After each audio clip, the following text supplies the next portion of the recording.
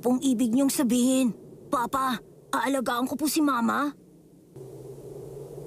Makinig ka. Pumunta kayo sa ligtas na lugar, yung malayo dito. Si Majin Buu. Lalabanan ko siyang mag-isa. Pero Tito... hindi! Lalaban din po ako, Papa! Mamamatay kayo kung lalaban kayo ng mag-isa. Pero kung magtutulungan tayong tatlong, matatalo natin siya. Di ba, Goten? Oo! Kaya po namin yun. Malakas kami. Hindi na. Kahit ilan pa tayong umatake sa halimaw na yon, baka hindi pa rin sapat at ayoko may mapahamak pa. Tito! Kung tatlo tayong lalaban, magiging madali po yun. Papa, nakakapanibago kayo. Ang alam ko, lagi kayong palaban eh. Oo nga! Tama yun! Lagi kayong handa para lumaban at hindi kayo marunong sumuko. Oo! Oo! Trunks, mula nung sangkul ka pa lang, hindi pa kita nayayakap kahit minsan, hindi ba? Oo!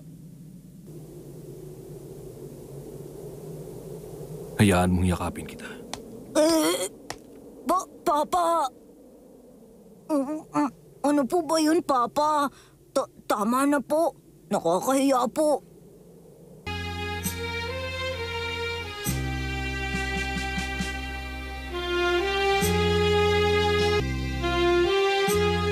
Lagi kang mag-iingat, Trunks. Oh?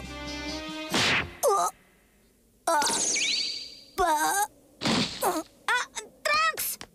Tito! Bakit niyo po ba ginawa yun?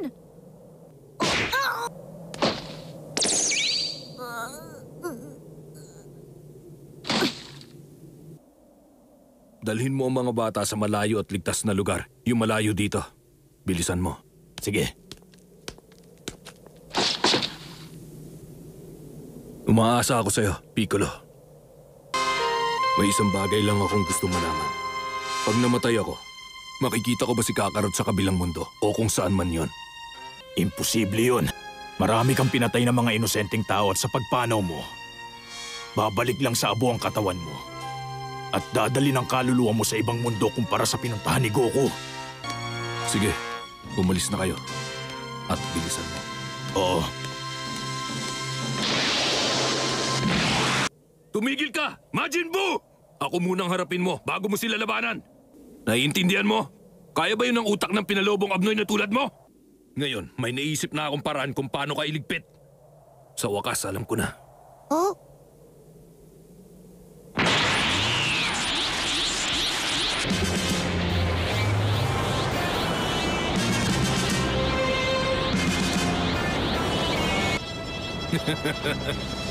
Dapat hindi ka na magkaroon ng pagkakataon na buuing muli ang katawan mo. Pasasabugin kita at pagpipira-pirasuhin!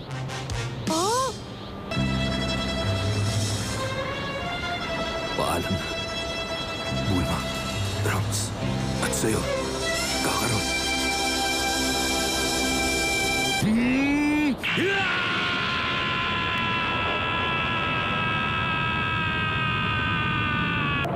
Isang mandirigma ang unti-unting naglalaho sa malayo at nakakasilaw na liwanag.